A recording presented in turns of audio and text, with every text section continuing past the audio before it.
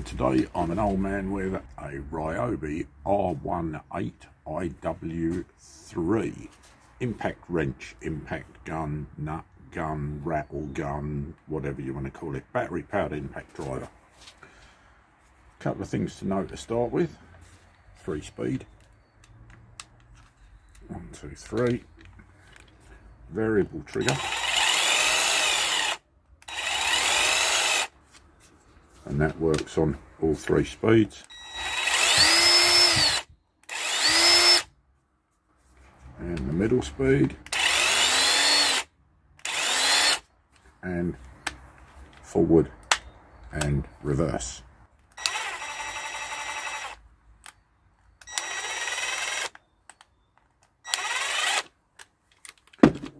Comes with the, pointing the lights at the camera, comes with 1/2-inch drive and also an adapter for your hex drive screwdriver bits. So snap the adapter on the end and it will take a hex drive bit. It takes this type of bit. You'll need something like that, or a bit with that kind of end to use in the impact driver. If you just use this type, what will happen is as you press on it, it will fit fine, but then it will disappear inside the adapter and you'll have to get a nail or something to knock it through. So you need an impact driver or an impact screwdriver bit, impact bit with that kind of end, not that sort. If you want to use that sort, you're going to need an adapter, something like this. So there's my adapter. That does not come with it. This does come with it, this particular model. 1/2-inch drive to hexagonal bit adapter. Because it's 1/2-inch drive, you can use it on a 1/2-inch drive socket, unlike there's another model Ryobi do that's pure hex drive that you can't.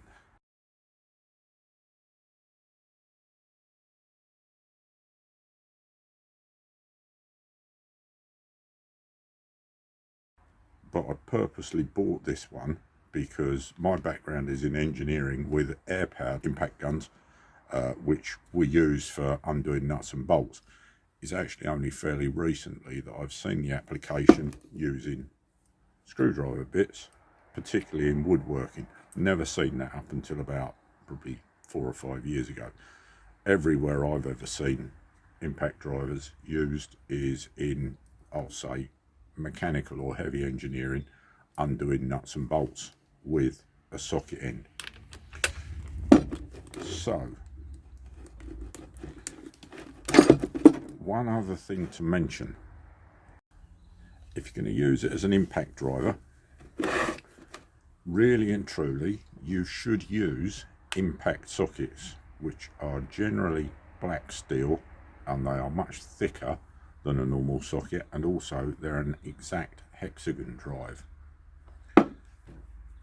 Your normal socket that you get in your Halfords kit or whatever, your Draper kit or whatever, will be a multi-spline socket and probably chrome, and this is what happens if you use those sockets on an impact driver. It's not a great idea. They are really too weak and they try and stretch over the nuts and bolts and it will crack the chrome off, exactly what it has done with this.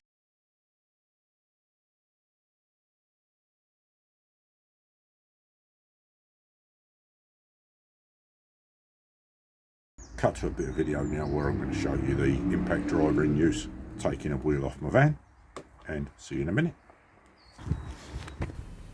So here you can see in true Grand Prix pit crew style, I'm prepped for taking the wheel off. I'm putting the jack under the van, jacking the rear axle or the offside of the rear axle up to get the wheel off the ground. I've got my impact sockets ready. I've got my impact driver ready. Hidden behind the drill, I've got a pair of safety glasses, and I've also got a pair of gloves there, so I'm good to go.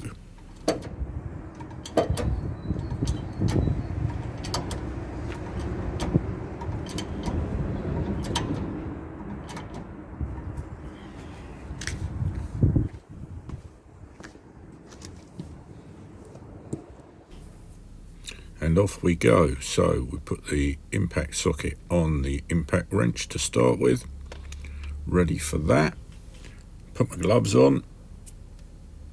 Get myself all fully PPE'd up. Just get the locking wheel nut adapter and put that on the locking wheel nut, which gives it the same size head as the rest of the bolts, 19mm in this case.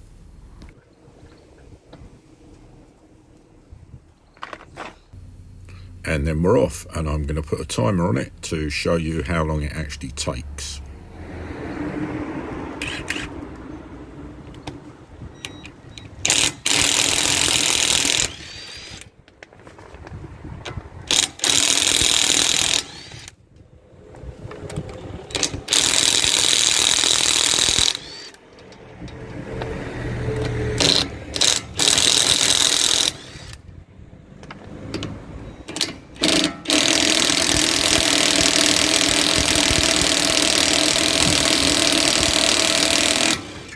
That's about 30 seconds, all the bolts are out and the gun is down, the wheel is off.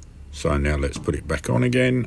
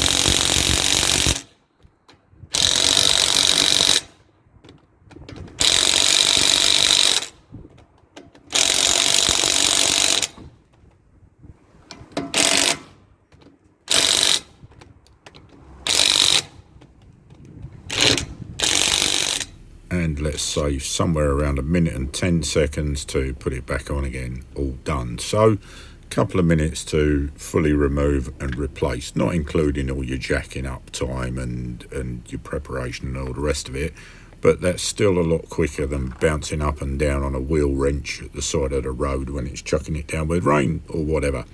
So as far as I'm concerned, for that it's great.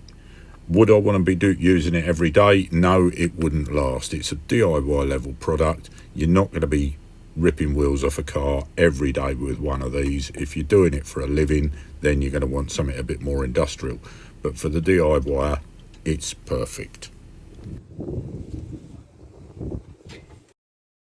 Okay, to give you an idea of what it will do as a screwdriver, what I'll do, I've got the bit adapter in it, and I'm going to use a Torx drive bit first, and I'm going to put this coach screw in. Not got anything particular I'm going to screw it into. I'm just going to screw it into the corner of my bench here, which is solid wood. It's only soft wood, but it is solid wood right the way down. I'm going to put it on setting 1. And we'll see what it does.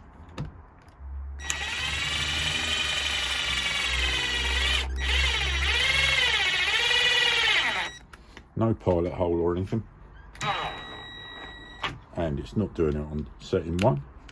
Put it on setting 2. It's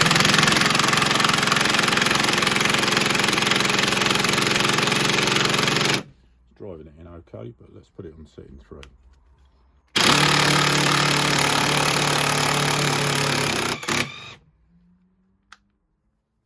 and back out again. So no trouble at all with that. Oh, that's thrown the screw away. And now I'll use it with a normal screwdriver bit. I will say, if you're using a normal screwdriver bit, unless you know it's specifically an impact bit, then I would recommend you put safety glasses on. I personally wear goggles.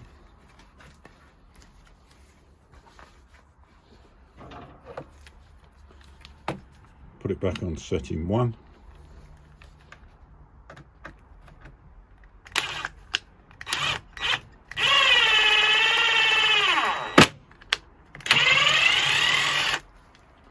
What I'll also do, I'll put it through a piece of phenolic ply and use it to screw that down with.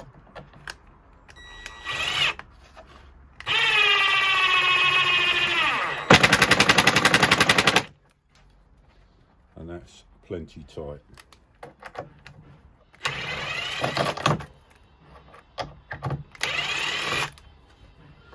Don't know if you can hear it, that's the local drummer practicing, just starting up in the background. Scott Brown Carpentry has the same issues. So there you go, that's my Ryobi impact gun, nut driver, whatever you want to call it. As I've said earlier, I don't use it a lot for screw driving because I still use the drill driver for that mainly, and I find that a little bit more controllable. But certainly when I did all the raised beds and stuff, I was using some big 150mm coach screws, and I put them all in with this and it was awesome. So perfectly happy with it. If you're a scaffolder or an engineer thinking of using it every day, then I think you're pushing your luck with this. You probably want something like a Makita that's going to cost you twice as much. But certainly for the DIYer or weekend warrior like I am these days, then it works perfectly well. So there you go. So overall, am I happy with it? Yeah, great. You can see it does what I need from it. If you're in something like engineering every day, or if you're in scaffolding or something like that, you'll see scaffolders often carry a Makita version of these. Some of them carry the DeWalt. This probably wouldn't cut it out on the site working every day, ripping scaffolding apart, ripping engines apart, or whatever. But for the DIY man, for me, it's perfect. As I say, as you've seen, it will take the wheels off my van. I've used it for undoing all sorts of nuts and bolts and bits and pieces. And price wise, the comparison between this and say something like a Makita or a DeWalt, you're probably looking at least 80% more, maybe not even, or maybe even double the price for the Makita against the Ryobi. So it's got the lights on the end, which I've seen on the drills as well, and I've never honestly found the slightest bit useful. I just think they're a gimmick. Other than that, everything it does is exactly what I want. I run it on a 1.3 amp hour or a 2 amp hour battery, and it works perfectly well. Everything that you've seen in this video with me using it, it's been running with this 2 amp hour battery on it just the once. Haven't charged it up during the filming. It's used the same battery, so more than happy with it.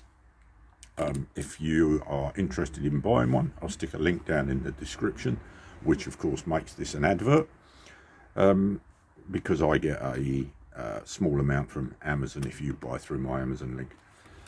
Other than that, I hope you've enjoyed the video. I hope it's been of some use to you, and thanks for watching. See you in the next one. Bye.